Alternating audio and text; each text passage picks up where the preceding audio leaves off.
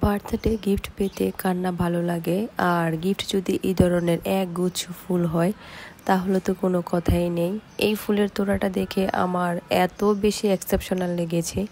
যে কোনো স্পেশাল ডেতে আমার স্বামী আমার জন্য এইরকম ফুলের তোড়া নিয়ে আসে, তবে এই ফুলের তোড়াটা একদম অন্যরকম এক্সেপশনাল ছিল। থ্যাংক ইউ সো মাচ স্বামী।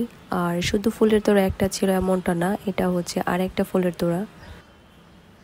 কেক থেকে আমার নাম হারিয়ে গিয়েছে, এটা নিয়ে আমার একটু অবাক লাগছিল, তবে এটা একটা নতুন পরিচয়। মানাফের আম্মু দেখে অনেক বেশি ভালো লাগছিল।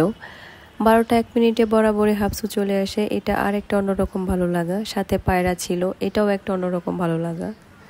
আর হ্যাঁ, এবারের বার্থডেতে কিন্তু আমি অনেক কেক গিফট পেয়েছি। আমি সব কেকের শট একসাথে নিতে পারিনি, এটা হচ্ছে আরেকটা কেক। এক একটা কেকে এক এক রকম নাম লেখা, এটা আমার অনেক বেশি ভালো লাগা কাজ করছিল। বেশ মজার একটা বিষয়। সাথে ছিল অনেক অনেক চকলেট। এই কালারফুল চকলেট বক্সটা আমার অনেক বেশি ভালো লেগেছে। আমি আসলে এখানে মেনশন করতে চাচ্ছি না আমি কি গিফট পেয়েছি বা কতগুলা গিফট পেয়েছি।